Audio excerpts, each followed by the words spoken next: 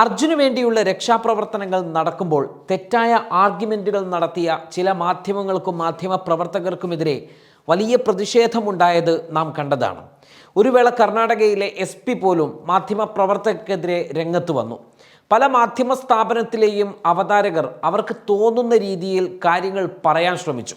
ഇപ്പോഴിതാ ഈ പ്രവണതയ്ക്കെതിരെ രൂക്ഷമായ ഭാഷയിൽ കോൺഗ്രസ് കേരളയുടെ ഔദ്യോഗിക ട്വിറ്റർ പേജിൽ പ്രമുഖ മാധ്യമപ്രവർത്തകൻ ഡോക്ടർ അരുൺ കുമാറിനെതിരെ രൂക്ഷമായ ഭാഷയിൽ വിമർശനം ഉന്നയിച്ചുകൊണ്ട് രംഗത്ത് വന്നുകൊണ്ടൊരു പോസ്റ്റ് ഇപ്പോൾ വൈറലായിരിക്കുകയാണ്. അതിൽ പറയുന്നത് ഇപ്രകാരമാണ്: പ്രിയ ഡോക്ടർ അരുൺകുമാർ, അർജുൻ്റെ കുടുംബത്തോടും കാണാതായ മറ്റ് ആളുകളുടെ കുടുംബങ്ങളോടും നിങ്ങളുടെ കാഴ്ചക്കാരോടും കേരളത്തിലെയും കർണാടകത്തിലെയും ജനങ്ങളോടും നിങ്ങൾ മാപ്പ് പറയണം.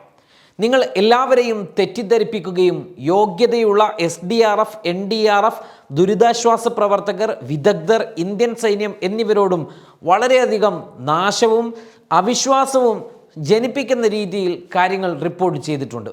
അടിസ്ഥാന വസ്തുത പരിശോധിക്കാതെ, എന്തിനേറെ ന്യൂട്ടൻ്റെ 3 ചലന നിയമങ്ങളുടെ അടിസ്ഥാന കാര്യങ്ങൾ പോലും അറിയാത്ത വിവിധ സ്വയം പ്രഖ്യാപിത വിദഗ്ധരെ നിങ്ങൾ കൊണ്ടുവന്നു. നിങ്ങൾ അവരുടെ എഡിറ്റ് ചെയ്യാത്ത കുപ്രചരണങ്ങൾ സംപ്രേഷണം ചെയ്യുകയും ഒരു പ്രചാരണം അഴിച്ചുവിടുകയും ചെയ്തു. ഇത് നിങ്ങളുടെ കാഴ്ചക്കാരുടെ അഡ്രിനാലിൻ നിരക്ക് വർദ്ധിപ്പിക്കുന്നതിനും നിങ്ങളുടെ TRP വർദ്ധിപ്പിക്കുന്നതിനും മാത്രമേ സഹായിച്ചിട്ടുള്ളൂ. നിങ്ങൾ കണ്ട ഗ്യാസ് ടാങ്കറുകൾ, അതിന് സമാനമായി ട്രക്ക് നദിയിൽ ഒലിച്ചുപോയി എന്ന് കർണാടക സർക്കാർ പറയുമ്പോൾ കർണാടക സർക്കാർ സഹകരിക്കുന്നില്ല എന്ന കഥ നിങ്ങൾ മുന്നോട്ട് വെക്കുകയായിരുന്നു.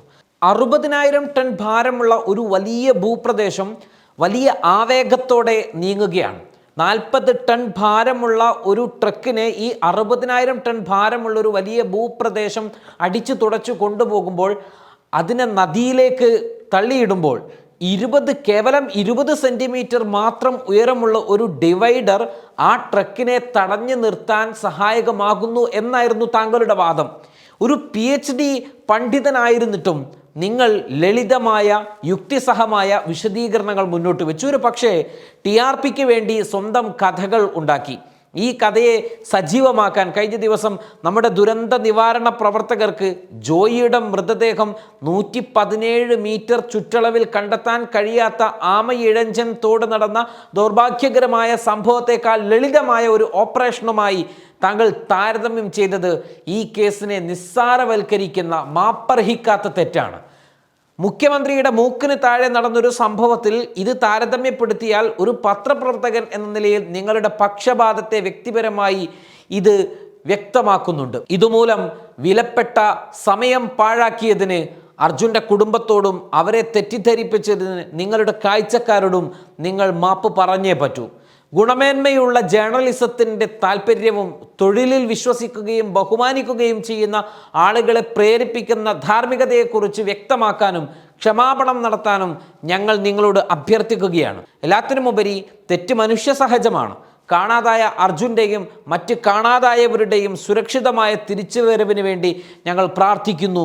നിലവിലെ ശ്രമങ്ങൾ ഫലം കാണുമെന്ന് പ്രതീക്ഷിക്കുകയും ചെയ്യുന്നു എന്നായിരുന്നു കോൺഗ്രസിൻ്റെ ട്വീറ്റ്. യഥാർത്ഥത്തിൽ ആദ്യ ദിവസങ്ങളിൽ കർണാടകയിലെ ഉദ്യോഗസ്ഥരുടെ ഭാഗത്തു നിന്ന് അലംഭാവം ഉണ്ടായി എന്നത് സത്യമാണ്. ആ അലംഭാവത്തെ മാധ്യമങ്ങൾ മുഖ്യധാരയുടെ മുന്നിലേക്ക് കൊണ്ടുവരികയും മാധ്യമങ്ങളുടെ ഇടപെടൽ മൂലം ആ അലംഭാവത്തിന് അറുതിയുണ്ടാവുകയും കൂടുതൽ സജീവമാവുകയും ചെയ്തു എന്നത് മാധ്യമങ്ങളുടെ ഇടപെടൽ കൊണ്ട് തന്നെയാണ്. അത് നിഷേധിക്കാൻ നമുക്ക് കഴിയില്ല. എന്നാൽ നേവിയും ഇന്ത്യൻ ആർമിയും ദൗത്യം ഏറ്റെടുത്തപ്പോഴും അവരുടെ ശ്രദ്ധ തിരിച്ചുവിടുന്ന അഭിപ്രായങ്ങളും നിഗമനങ്ങളും അവതാരകർ മുന്നോട്ട് വെച്ചുകൊണ്ടേയിരുന്നു എന്നത് നമ്മളിവിടെ കാണാതെ പോവേണ്ട ഒരു കാര്യമല്ല. ഇവിടെ നമ്മൾ ശ്രദ്ധിക്കേണ്ട ഒരു കാര്യം, ഇത്തരം റെസ്ക്യൂ ഓപ്പറേഷൻ നടക്കുന്ന സ്ഥലങ്ങളിലൊക്കെ സാധാരണയായി നടക്കുന്ന പ്രവണതകൾ പോലും ഇതാ കൊണ്ടുവന്നു, ഇതാ ട്രക്ക് എത്തി, ഇതാ JCB എത്തി, ഇതാ ഇന്ന വാഹനം കടന്നു പോകുന്നു, കടന്നു വരുന്നു, ഈ രീതിയിലുള്ള പ്രവർത്തനങ്ങൾ ഇത്തരം റിപ്പോർട്ടിങ്ങുകളുടെ ഭാഗത്തു നിന്ന് ഉണ്ടായി എന്നുള്ളത്. അത് മാത്രമല്ല, ഇതിനെയൊക്കെ പർവ്വതീകരിക്കുകയും അവർ പലതരത്തിലുള്ള ഓപ്പറേഷൻ പ്ലാനിങ്ങുകൾ നടത്തുമ്പോൾ പോലും അവർ അറിയാതെ പലതരത്തിലുള്ള ആർഗ്യുമെൻസുകളും ഇതിനെതിരെ നൽകുകയും വിശകലനങ്ങൾ നൽകുകയും ചെയ്യുന്ന പ്രവണതകൾ പോലും ഉണ്ടായി.